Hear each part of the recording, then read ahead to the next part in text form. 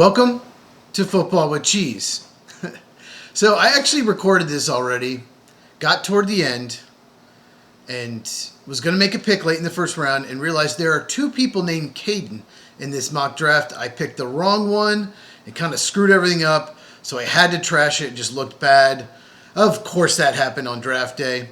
So instead of a 20-minute video, I'm just going to go really quickly. At this point, it's just a projection. I was going over why I did each pick, what picks I think will be traded, because I don't do trades. I know Daniel Jeremiah and a few others, they will project trades, but number one, you don't know if they're going to trade, you don't know if they can trade, and you don't know which team they'll trade with. So I don't do that, but I was going pick by pick, explaining why I did what I did, and that video I had to trash it, unfortunately. If you are new to the channel, make sure you subscribe, hit the bell for notifications so you never miss one of my videos. This happens sometimes. I cannot mix up the two Cadens. They even spell it different, but one's an offensive tackle, one's a defensive tackle, and it really messed up the whole mock. It is what it is. Now, tomorrow morning, I'm going to recap the first round. I'll go pick by pick, talk 30 to 60 seconds about each one. And then I'll do a second round mock, obviously, after the first round is done. So those will be my two videos tomorrow. I was thinking about doing it after the draft tonight, but yeah, I'm probably going to be too tired. But anyway, let's get into this. Oh, 7 rounds. Oh, no. We're not doing a 7 round. Let's do all 7 rounds. No way. Okay. This is going to be quick. Fernando Mendoza, number 1. I think Arvell Reese is going number 2. Most people have David Bailey. Why do you cancel a visit with someone if you're going to draft him? Might as well bring him into the facility, bring him into the area, let him meet all the coaches, let him start looking for somewhere to live. It makes no sense to cancel a visit unless you've decided to draft someone else. I could be wrong, but I think it's Arvell Reese. The next question is, do the Cardinals go David Bailey or Jeremiah Love? The rumor is the owner's pushing for Love. If that's true, then very likely Jeremiah Love will be a Cardinal. He is a great fit for their system. It's just not their biggest need. So I'm not sure I buy it, but I'm going to draft it there anyway. Most people have Sonny Styles going to the Titans.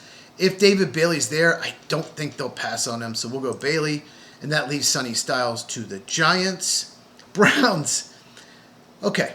Most people have Spencer Fanu or Carnell Tate here. I just can't pass up on Caleb Downs. He's one of the best college safeties I have ever seen, maybe the best. He's just too good. If you take Spencer Fano here, Caleb Downs becomes a Hall of Famer, how bad is that going to look? So I don't see anyone else doing this, but I have to take Caleb Downs here. Okay. Washington, I have Carnell Tate going there. And the Saints probably going wide receiver is what I'm hearing, so Tate's gone. Let's go Jordan Tyson to New Orleans. Ruben Bain to the Chiefs makes a ton of sense. Really good fit there. Okay, so the Giants went Sonny Styles, and Jordan Tyson, Carnell Tate are off the board. A lot of people have Francis Maui-Noah connected to them, but he's got a herniated disc in his back. Of course, the insiders are like, oh, it's no big deal. Teams don't care. I think they do. Back and neck injury worries me, so we're going to go Venga Ioane, guard Penn State. The Giants should upgrade all 3 interior positions. I was about to say could, but they should. And Venga Ioane is just a really, really good guard prospect. One of the best guard prospects in years.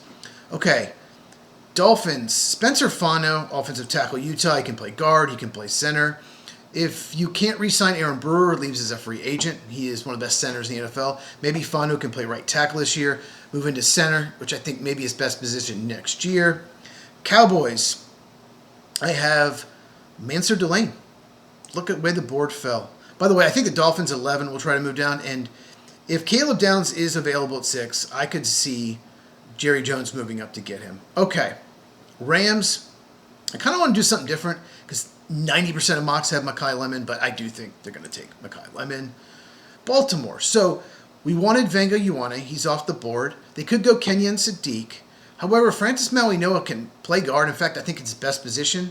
And the Ravens typically will take more chances with injury than other organizations, so we're going Maui-Noah to play guard for them. And Kenyon Sadiq, I don't think he falls past 15. I think the Buccaneers will take him. Those mocks that have Panthers at 19, Eagles at 23, even 49ers 27 taking him is insane. Kenyon Sadiq to the Buccaneers. Okay, so the Jets apparently are trying to move down here. They'd love to go wide receiver, but might be able to move into the 20s and still get Denzel Boston. I know Omar Cooper Jr. is the most common player mocked here. I'm hearing from a source that's usually right, most of the time, that they like Denzel Boston better and want to move down and get Boston. So we'll just go ahead and take him at 16. I also hear a lot of rumors of teams trying to move ahead of the Lions, maybe pick 14, 15, 16 to get a tackle, especially if there's a tackle run earlier than this. Now, let's hope I get the right Caden. I totally hit Caden McDonald last time. There's no way they're going defensive tackle here. Caden Proctor to the Lions. I think it's the best fit for them because he can play tackle, and if he struggles there, he can move into guard. Both are needs for the Lions. Plus, he's a very good run blocker, and we know they love to run the football. Minnesota Vikings. Interesting. Daniel Jeremiah had him taking a corner and passing on Dylan Thieneman. I would not do that. Maybe he's got some inside information that they're going to take Colton Hood, corner Tennessee, or another corner. But I just don't see them passing on Dylan Thieneman, so I have to take him here. If Thieneman does not go to the Vikings or is still available after this pick, I definitely think the Panthers would take him. Okay, so Panthers, we're going to go Monroe Freeling, offensive tackle, Georgia. Rasheed Walker's on a one-year deal. And Freeling, pretty raw prospect, so he can sit for a year, then take over left tackle next year. That pick makes a ton of sense. I'm hearing the Cowboys really want to move out of this pick, especially if they move up from 12 and select edge rusher. Yes, wait for it. I got to find him first. Malachi Lawrence, Central Florida. He is a bit of an older prospect, only had one amazing year, but he has all the tools you want. He has things you cannot coach. And I had him going in the first round in our Lights Out special mock draft. I actually had him going 32 to the Seahawks. And people were surprised, but I think he is going somewhere in the 20s. I would not be surprised if some teams in the late first round or early second round move up into the mid-20s to get him. I don't think the Cowboys are going to take him this high, but if they move back to, say, the Bears at 25, maybe Texans at 28, I could definitely see them drafting Lawrence, and they do need edge help because they traded Micah Parsons, actually, for this pick. Okay, Pittsburgh Steelers, who do I have them taking? I got Omar Cooper Jr. I thought about Casey Concepcion. I would take Concepcion. I have him higher on my board, but the rumor is they're really high on Cooper Jr., and the Steelers have to get a wide receiver that's good at yards after catch. DK Metcalf and Michael Pittman, none of their tight ends can do that.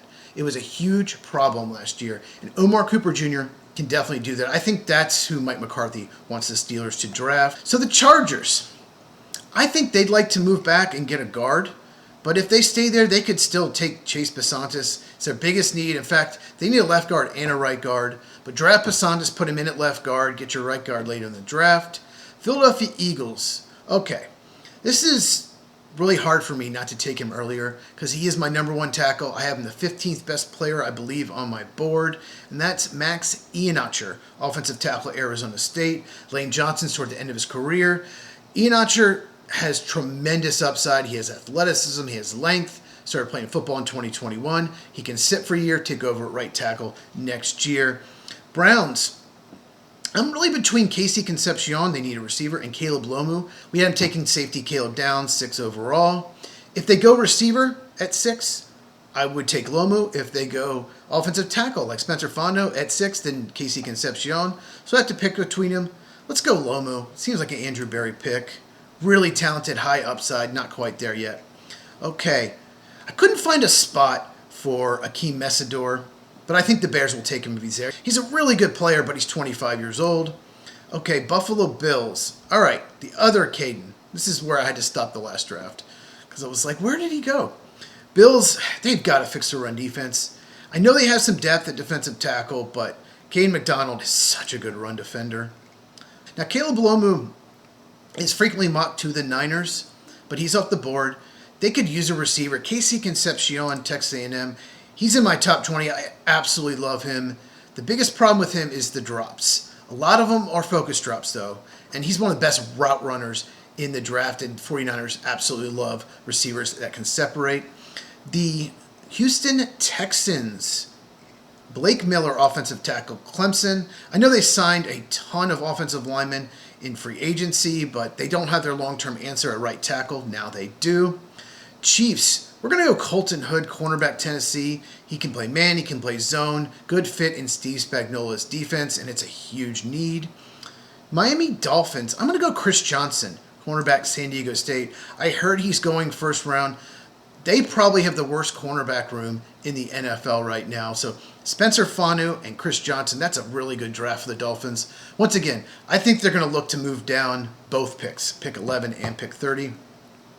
Okay, New England Patriots have been connected to T.J. Parker, Clemson. I do not like him in the first round. In fact, I don't even know if I'd take him in the top 50. But they need another edge, and there are a lot of people that like T.J. Parker more than me. We'll see. Okay, last pick of the first round, another guy I'm not high on at all, and that's Keldrick Falk. I have him going to the Seahawks. Yeah, they've been connected to Keldrick Falk. I really don't like it when the first thing you hear about edge rushers, what a wonderful run defender he is. That's bad. That means he's not a good pass rusher. When you're an edge rusher in the NFL, your job is to rush the passer. If you happen to be a good run defender too, that's great. That's a plus.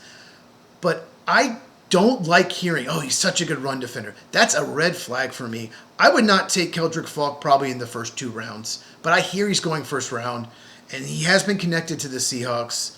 And I'll leave you with this. If you're not a good pass rusher in college, very little chance you will become a really good pass rusher in the NFL. So if you draft Keldrick Falk, you're getting a really good run defender at edge rusher. Okay, so a couple things I want to know in the comments. Number 1, what team do you think most likely move up? What team do you think is most likely to move down? What do you think the Jets will do it too? Will they take Arvell Reese? Will they take David Bailey? It's pretty much between those two if you believe the reports. And let me know also, who did I pick for your favorite team, and do you like the pick? Lights Out Podcast, me and Mike, we do it every Tuesday night, 9 Eastern, 6 Pacific, link in the description. Please give me that thumbs up, really helps out the channel. Share this with anyone who loves football. I cover all 32 teams on this channel, and obviously big emphasis on the NFL draft. Look out for my videos tomorrow. I'll recap the first round and do my second round mock. Check these videos out if you have not, and I'll see you in the next one.